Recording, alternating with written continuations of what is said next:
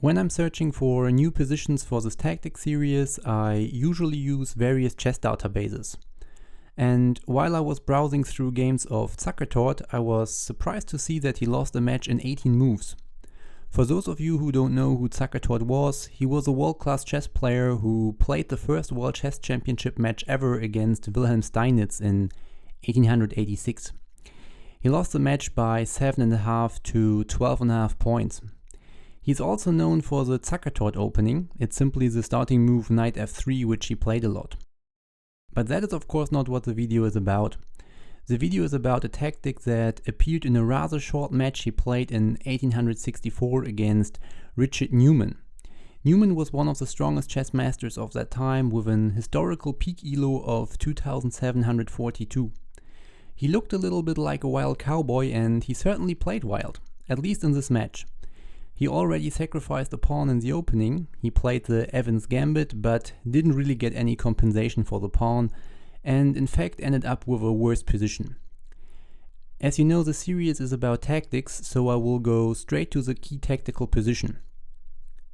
In this situation, Newman decided to sacrifice his knight and played knight f6. And this move is actually also the engine's first choice.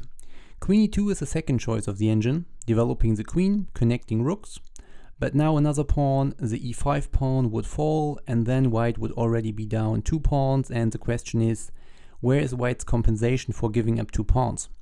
Surely white is fully developed, while black still has to get the dark square bishop into the game, but black has a solid position with no weaknesses, so giving up 2 pawns is probably too much of an investment for white. So Newman decided to not go down that road and played it wild instead with knight f6. So what is the point behind it? Obviously the king and queen are forked, so the g-pawn has to capture the knight. The bishop takes back, and now we see white's point. First of all, the black king is weakened without his g7 pawn. Secondly, the dark squares are now extremely weak. The g-pawn that controlled 2 important dark squares, f6 and h6, is gone. Additionally, the dark square bishop of white can immediately penetrate on f6 and make the king feel really uncomfortable.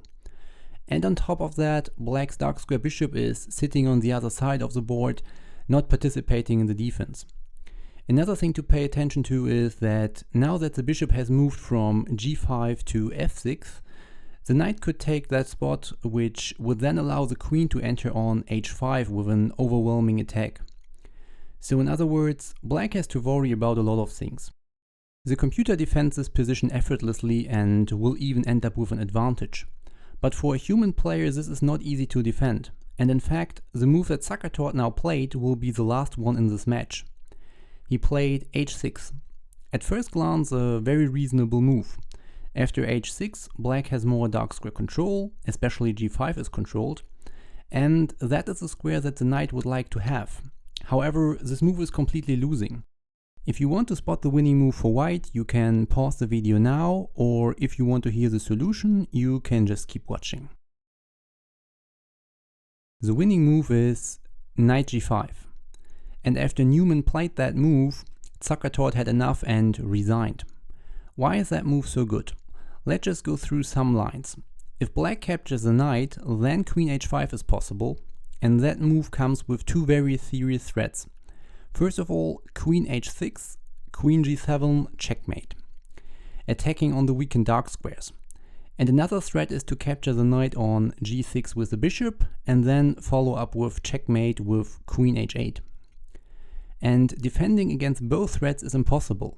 For example, knight e7, defending the g6 knight, queen h6, threatening checkmate on g7, knight f5, defending against the checkmate, bishop takes knight, removing the defender, and now checkmate on g8 will follow. So capturing the g5 knight will not work out, but what else can black do? Ignoring the knight is not a good option either. For example, knight c takes on e5, queen h5, and the attack is again too strong. h6 is attacked and black cannot defend it. The computer now starts to give up all kinds of material, starting with knight f3, g takes knight, queen takes h3. Of course, the knight can simply capture the queen. The computer, merciless as always, even recommends now to play bishop g6 to threaten checkmate on h7. Queen takes queen, for example, would immediately be checkmate. Long story short, after knight g5 there is no good defending attempt anymore, and that is also the reason why Zukertort immediately resigned. Before I end this video, I want to talk about the possible defensive setup in the initial position. Zukertort played now h6, which loses as we have seen. The computer defends this position with rook d8, attacking the bishop on d3 for a second time, and in some lines the queen will reroute to f8 and protect the dark squares from this post. If white's bishop would capture the rook, black would be quite happy after the queen recaptures. He has two pieces for a rook and additionally the bishop pair. That would be a good position for black. So taking the rook is not a good option. Neither is knight g5. It is an aggressive move, but it will not work. For example, queen takes bishop, queen h5, knight g takes pawn, and now the queen defends on h7 and white will not succeed with the attack. The best try for white to deal with the rook d8 move is with queen c1, threatening to enter on h6, and mate on g7. However, after queen e8, black would be in time to answer queen h6 with queen f8 to defend against the mate. Yes, a very interesting position with many tactical opportunities. Objectively speaking, the knight sacrifice will not lead to a successful attack, but finding the correct defense is quite difficult, and Zukertort didn't manage to refute it and lost quickly. That's all for this video. Thanks for watching. Bye.